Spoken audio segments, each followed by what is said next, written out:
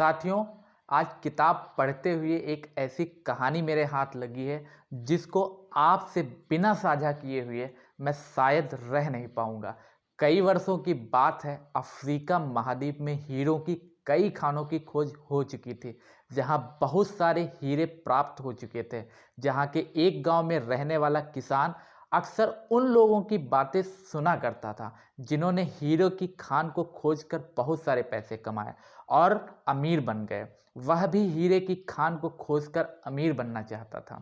अमीर बनने के सपने को साकार करने के लिए उसने अपने खेत को ही बेच दिया और हीरे की खोज में निकल पड़ा। अफ्रीका के लगभग सभी स्थान छान मारने के बाद भी उसे हीरे का कुछ भी पता नहीं चला।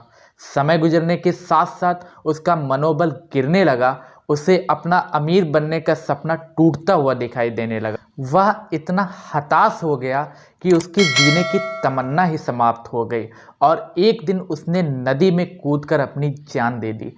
इस दौरान दूसरा किसान, जिसने किसान से उसका खेत खरीदा था, एक दिन उसी खेत के मध्य बहती हुई छोटी नदी पर चला जाता है। उसे नदी के पानी में से इंद्रधनुषी प्रकाश दिखाई देता है। उसने बहुत ही ध्यान से देखा और पाया कि नदी के किनारे एक पत्थर पर सूर्य की किरणें पड़ने से वह चमक रहा था।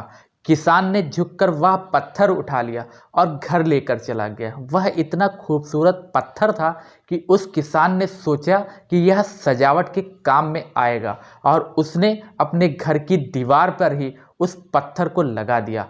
घर पर ही उस पत्थर को सजाने के बाद एक दिन उसका कोई रिश्तेदार उसके घर आता है। जब उसने वह पत्थर देखा तो हैरान हो गया और किसान से पूछा, क्या तुम इस पत्थर की कीमत को जानते हो? किसान ने जवाब देते हुए कहा कि नहीं। उस रिश्तेदार ने कहा, मेरे हिसाब से यह एक बड़ा हीरा हो सकता है। किसान के लिए इस बात पर गौर करना और इस पर विश्वास करना बहुत ही अचंभा होने के जैसा ही था। उसने इस बात पर आश्चर्य जताते हुए कहा कि नहीं, ऐसा नहीं है। रिश्तेदार को बताया कि उसे यह पत्थर अपने खेत की नदी के किनारे से मिला है। वहाँ तो ऐसे कई पत्थर पड़े हुए हैं।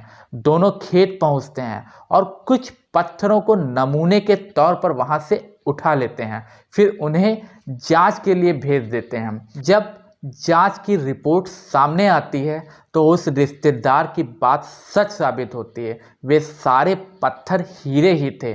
उस खेत में हीरो का भंडार था। वह उस समय तक खोजी गई सबसे कीमती हीरे की खादान में से एक थी। दूसरा किसान उस खादान की वजह से माला माल हो चुका था। पहला किसान हीरे की तलाश में दर दर भटकता और अंत में जान दे चुका था, जबकि हीरे की खान उसके खेत में उसके कदमों तले ही थी, लेकिन वह उन्हें पहचान नहीं पाया और दर दर भटकता रहा। साथियों, हम भी अच्छे अवसरों की तलाश में दर दर भटकते हैं।